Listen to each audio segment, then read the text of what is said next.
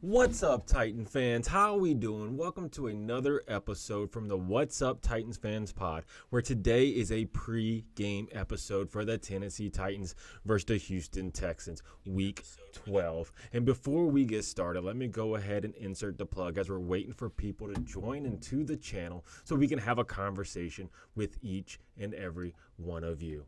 Now, if you're not following me on YouTube, TikTok, and X, make sure to follow me on all three platforms. The handle's the same no matter where you go. It's the What's Up Titans Fans Pod, where I bring content to you all throughout the week. I'm talking Monday through Friday, pre-game videos, post-game videos. We do the ESPN Power Rankings, the NFL Analyst Picks for the week for the Tennessee Titans. It all comes to you. And before the game, I give some raw thoughts, and I do halftime reports. So make sure you go ahead and send a like and a follow your boys' way. It helps the channel out. And it's all about having a conversation with each and every one of you. So make sure you leave your comments down below. So let's go ahead and dive into things. So the Tennessee Titans, we're 2-8. We take on the Houston Texans, who lead our division currently at 7-4.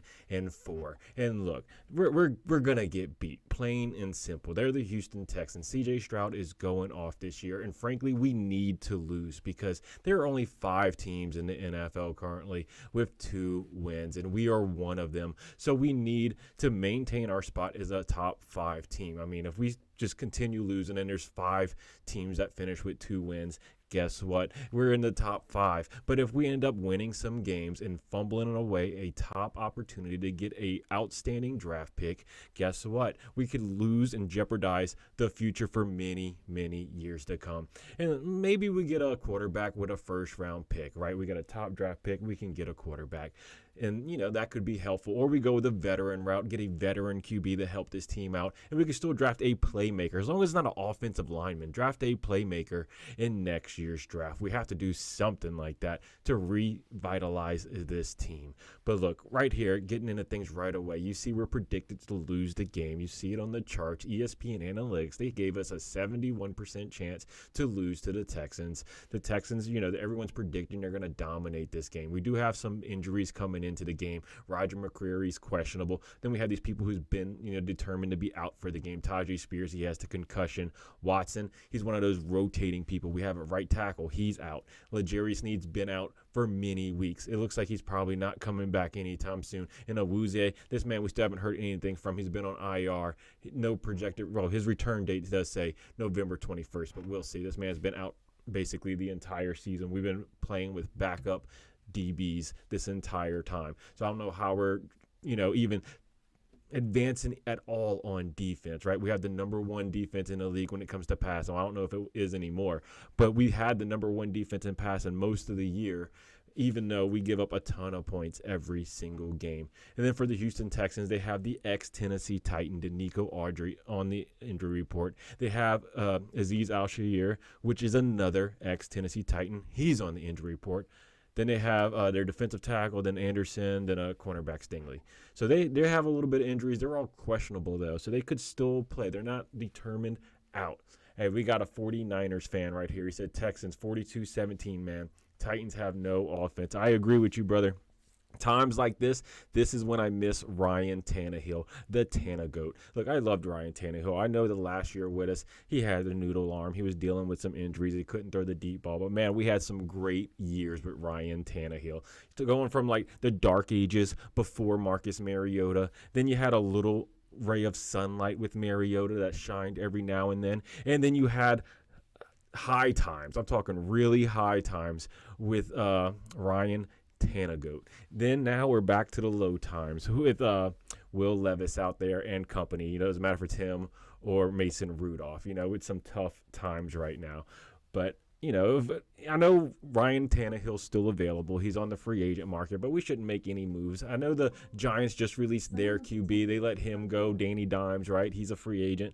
But we just got to stick with Will Levis, really, ride him out, see what he got, and just prepare for the future. And if Will Levis somehow has a turnaround season and he just does outstanding, he's, the second half of the season, and for some reason we do get a lower draft pick and we're like, they want to just keep Levis. I say get a good veteran backup QB or just a veteran QB that can compete to be the starter, and maybe let Will Levis sit back and learn or something like that. And then also just get a good, playmaking wide receiver first round in the draft. Get someone high, get someone good. Don't obviously make a mistake like you did with Treylon Burks. But most of the time we get offensive linemen. Don't want to see that again. I want to stay far away from getting offensive linemen in the first round. But if we get a veteran QB, like there's the rumors right now, you see the thing with Bussin' with the Boys. They had that little thing with Aaron Rodgers, Tennessee, possibly next year he bought land here. That would be nice. I mean, I know Aaron Rodgers is in like the very late part of his career, but hey, it could give us something. That way we can just have, some sort of a team next year. And then the year after, go for our quarterback. You know what I'm saying? But who knows what the Tennessee Titans are going to do. They are unpredictable a lot of times when it comes to these off seasons. I mean, you've seen it when they got rid of Derrick Henry. Everyone was kind of upset. You've seen it with the A.J. Brown trade. Sometimes you just don't know what's going to go on. Sometimes these GMs are just way out there. All right, but look, if you look at the last 5 games real quick, they have our last 5 games. We have lost to the Vikings, lost to the Chargers. We beat New England, lost to to the Lions, and a loss to Buffalo. And, those were blowout games. The Texans' last 5 games, though, they beat Dallas 34-10. They lost to Detroit, but everyone's going to lose to Detroit. They're one of the best teams in NFL. They lost to the Jets, but we did too. They beat Indy 23-20, and then they lost to Green Bay. So they're 2-5 in their last 5 games. We're 1-4 in the last 5 games. So in the last 5, it looks pretty even though they have 7 wins on the season. They did have that really hot start to the season, and now they're starting to kind of dwindle down. C.J. Stroud, which came out looking fantastic at the beginning of the season, now has 12 touchdowns, 7 interceptions on the year. It's not as bad as it was as Will Levis is, but I mean, it's still better than Will Levis, Let's go ahead and look at some of our stats, though, going into the game and see how our team's going to fare against these Texans. Will Levis, he's going to be playing. He's starting. He's at 65% completion rate on the year, 1,100 yards, 8 tutties, 8 interceptions. These last couple games, his interceptions have been better. 2 games ago, he won his first game of the year without having a turnover in a game that he played in. That is wild, right? And then last week, guess what? He came back and had another turnover, but it was at the end of the game. He was just trying to throw it up to really make a play. It was double coverage and picked off, but at least it was at the end of the game, right? So he is developing. He's showing promise. He's not committing all the turnovers he was making earlier in the season. So it's looking better for Will Levis, but he's still 8 touchdowns, 8 interceptions, which isn't that impressive. Hey, we got Texas Repo in here. The Texans come in healthy on Sunday. Nick Collins is back. Okay, yeah, I seen your injury report. You had a few guys on there, Texas, that showed that was questionable that I did read off. I mean, maybe they're still going to play, but Danico Autry, it showed him out. And then you had questionable, and you had a couple other guys, Blake Fisher and this Fadutska ski guy. He's out. So the main thing's Danico. I know he can cause trouble. He was a Titan for a few years. We miss him down here in Tennessee. It was kind of sad we let him go, actually. But yeah, we have Tony Pollard. He had a tough game last week. He ran for like 50 yards. No, under 50 yards. It was way less than that. But, he's been the most consistent guy for us this year. But last game, he could not get any traction going. Only has 681 yards on the season. A 4.3 yard average isn't bad, but it's nowhere near what Derrick Henry is doing, with his new team up in Baltimore, where he's like 6 yards a carry or some insane number, and he's gonna have 2,000 yards this season. I know he's already over 1,200. Daniel Jones is going to save the Titans coming from Aiden K. That would be crazy. Hey, have a career revitalization, come in, do something kind of like Sam Darnold's doing. Yeah, that would be insane. Yeah, I mean, you wouldn't be able to, you shouldn't have to pay Daniel Jones that much money. I mean, they did release him. I know he just got, a whole bunch of money, from New York. I mean, he had like $40 million a year or something he was getting up there. But, yeah, we definitely wouldn't pay him that stuff. But, I mean, it wouldn't hurt, honestly, if we got Daniel Jones, they picked him up. I mean, how much worse could he be than Will Levis, right? Hey, Joe Mixon has been balling. How's the Titans' rush defense? Rush defense, it's okay. It's not bad, but teams typically just throw on us. Even though we don't give up a lot of yards, we still give up a lot of points, But most of the time, teams don't have a long field to go against us because we allow so many turnovers and our special teams is so bad. Teams typically only have to drive 50 yards to score a touchdown. So, it's like sometimes the stats are skewed for our defense. It's a little hard to judge our defense because they never get to work against an entire field. They did last week, and they were allowing drives going like 70, 80 yards, which was insane, But other than that, the rest of the season, it's only been like 40, 50-yard drives because we allow so many turnovers. And if you have a returner on your team that's halfway decent, get ready. He might have a field day on us. Yeah, Aiden said, can't be worse than Levis. Yeah, Levis is a tough sell. He's had a tough season. I know this isn't the year he wanted coming into the season, He wanted to show he's the guy, why he's the Mayo man, But this year just hasn't been it. And it's a lack of a lot of things. You see it with Mason Rudolph out there as well, but it's not as bad. But our offensive line is tough. I know when Will Levis was out those few weeks, we only had 6 sacks under Mason Rudolph. And then when Will Levis comes in, we're having 6 to 8 in a game. It's wild. He holds onto the ball too long, trying to make these deep, big plays.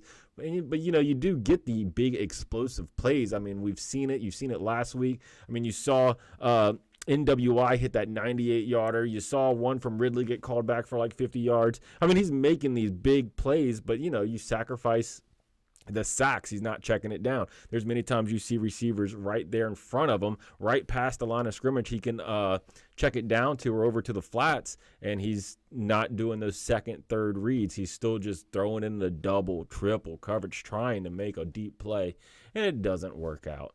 But, yeah, Will Levis, he is our second leading rusher on our team. He has 165 yards. After that, it's Tajay Spears, who's been out with a concussion. He'll probably be out again this week. He was hit hard. Julius Chestnut came in a few times, got 71 yards for us, not much. But then if you look at Calvin Ridley, this is one of the big stats right here.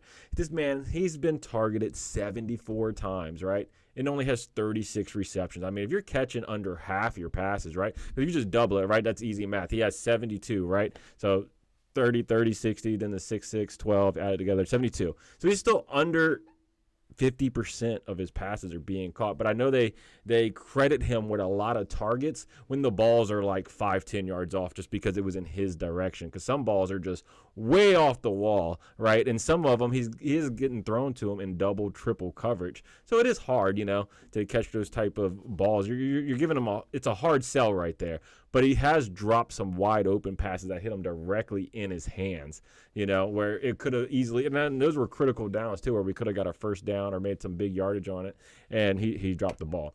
And then, of course, NWI is our next leading receiver, leading the team in receiving touchdowns. This man, he just doesn't go away, right? Every year we're like, he's not going to make the team. We're going to get someone else. I wasn't even thinking he was going to be an impact at all this year. You're talking coming into the season, D-Hop, Calvin Ridley, Tyler Boyd. You're like, okay, we got all of them. Then maybe Burks might be able to break out because he's not the number one guy anymore. So then you're talking about NWI, who's like the 5th string receiver, now coming in at number 2 for us, out there making plays, though. He hit the big 98-yarder, 256 yards on the season, 5 tutties. He went in 5 games he played? I think he had 4 touchdowns in 5 games. Last week, not the one we just played, but the one before that was the one game he missed without actually having a touchdown in the game. Other than that, all the other games he's been playing in, he's got at least a touchdown in, which is wild. Tyler Boyd, big disappointment, especially I thought he was going to come in right away, make an impact because he was in this Brian Callahan type system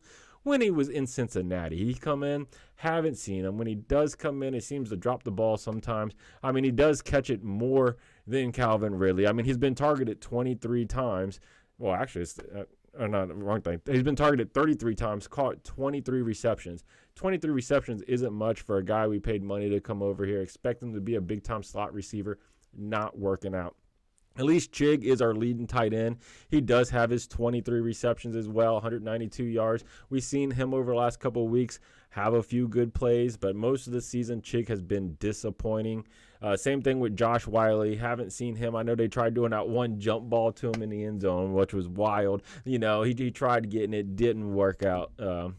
And then also we got Nick Vannett. He's one of those other tight ends on our team who's just a blocker. We kept 5 tight ends coming into the season on the active roster, which is wild. One guy I am excited for, and I want to see them play more, is Bryce Oliver. He comes in. He seems to be electric, and he kind of makes plays. I mean, he played in 3 games, only has 3 receptions, but he was on all 3 targets. He's catching everything. You see him out there. He looks fast. He looks like he can make plays.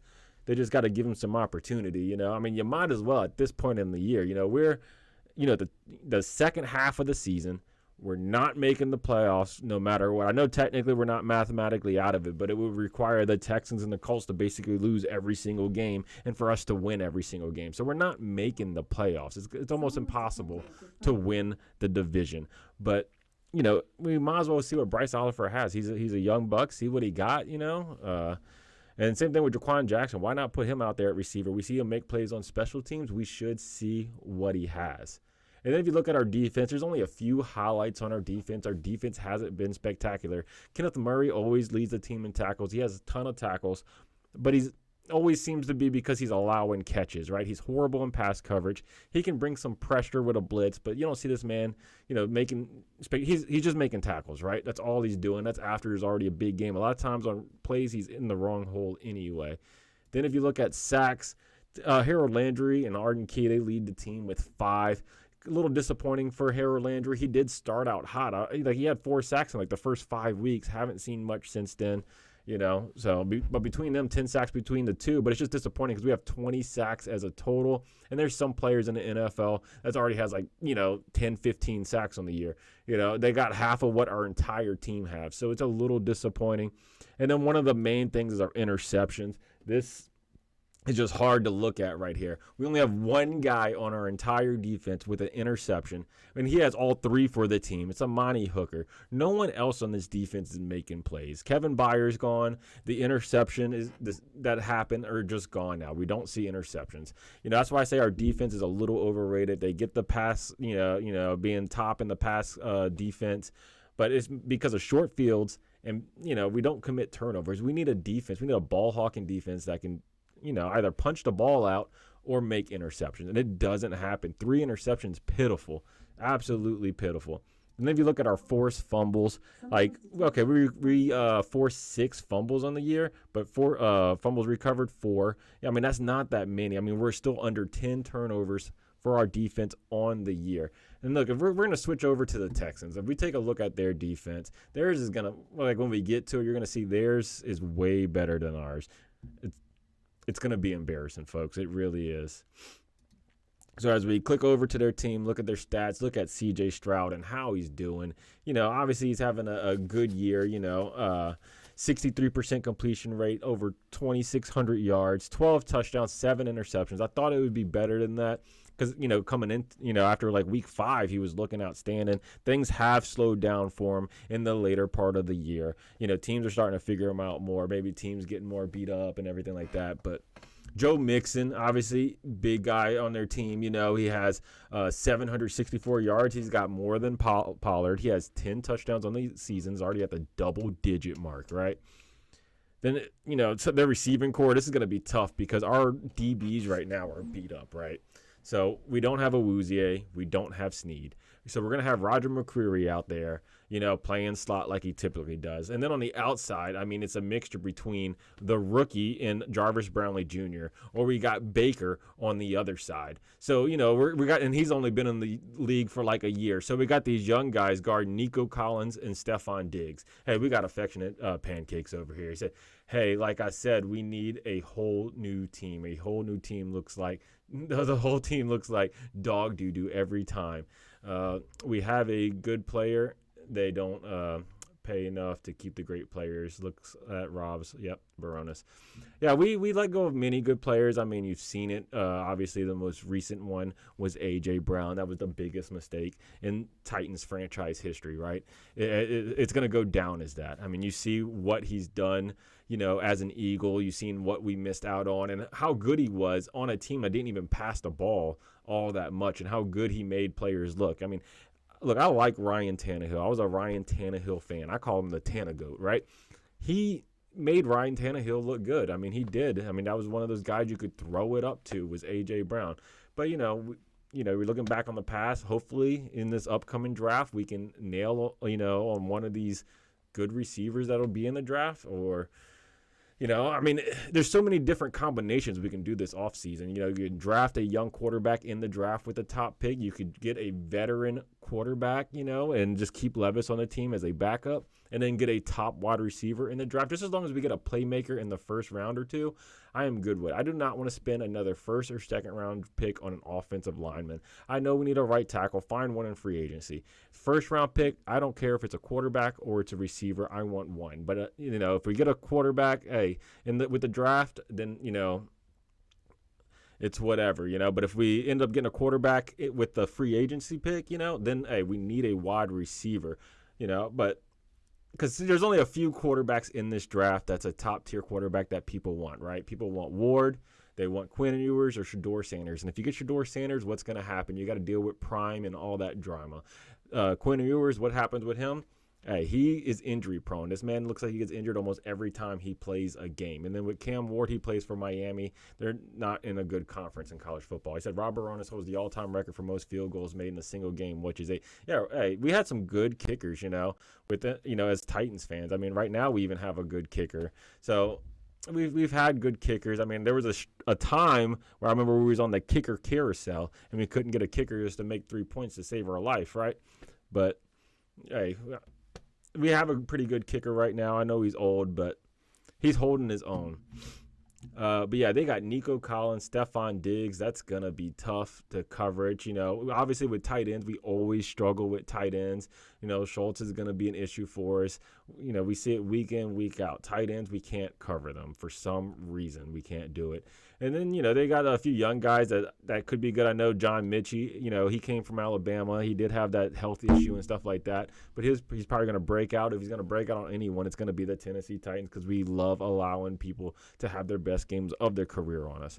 But if we look at their defense, like when I was highlighting things for us, look, they're at 34 sacks. That's one thing I was talking about. We have 20 sacks on the year. They have 34, which is wild. So as a team, we have 20. They have two players right here that's combined for 15. And we're talking about our entire team has 20. So, and then our right tackle is horrible, right? So if these guys come at us, we are in trouble, brother. I know Will Anderson, he was on the injury report, but man, it's going to be hard, I mean, look at the names right here. They got Hunter, Anderson, Danico Archer, who was on the injury report as well. They got Barnett, remember him, old ex-volunteer right there, Then they got, the linebackers, too. You talking like Henry Totoa, dude, from Notre Dame or Alabama, where he went afterwards. I know Al Shazier's on the injury report. I mean, they got a good defense. It's going to be tough with our offense being as bad as it is. He said, rest in peace to Rob Baronis. Oh, yeah, you know it, dude. Rest in peace to Rob Baronis. Yep. Hey, Titans legend.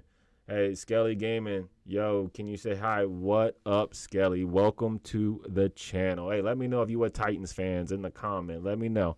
Because we get people that are fans from everywhere. We have some Steel Boys that constantly come in here. We got Frosty, who's a Chiefs fan. We got some people who watch rugby. They be coming in. They're from Australia. So, yeah, we got people from everywhere, Skelly.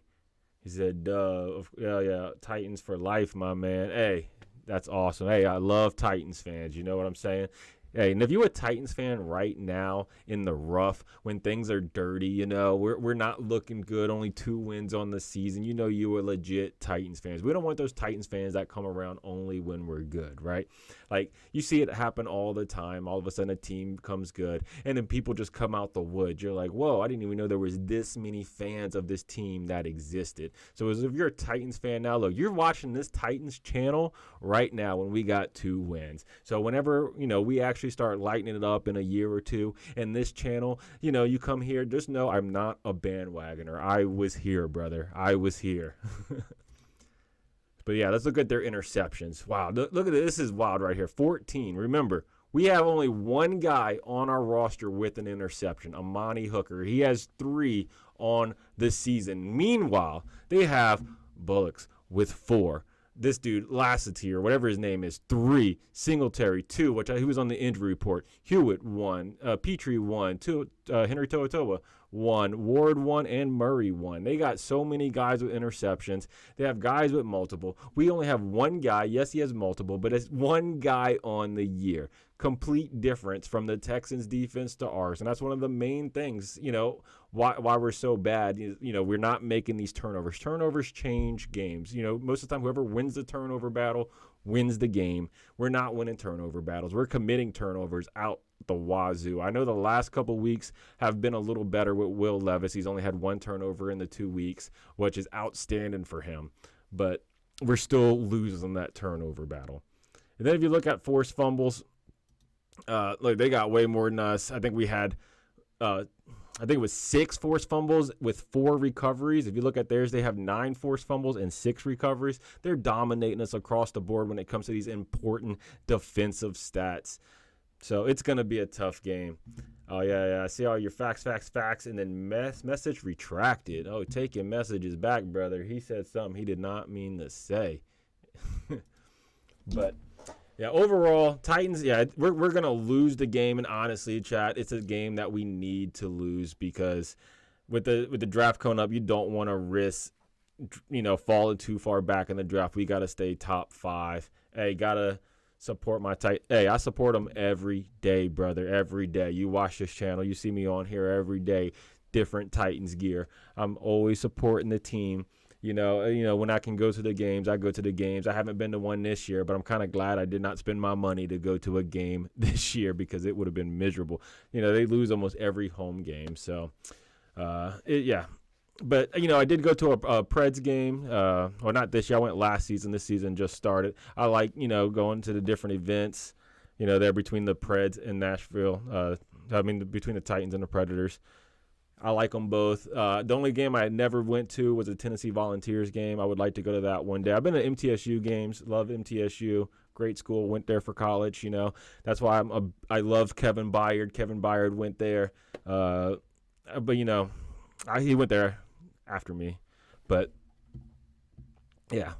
But anyway, that's going to go ahead and sum it up for today's episode. I appreciate the comments, Skelly. Hey, make sure everyone who's watching that you like, subscribe, do all that stuff. It helps the channel out. I appreciate the comments, keeping the chat going. Each and every one of you, Skelly, Pancakes, Aiden, Texas Repo, and even the 49ers fan. Like I said, we got fans from everywhere in here. Yeah, peace, brother.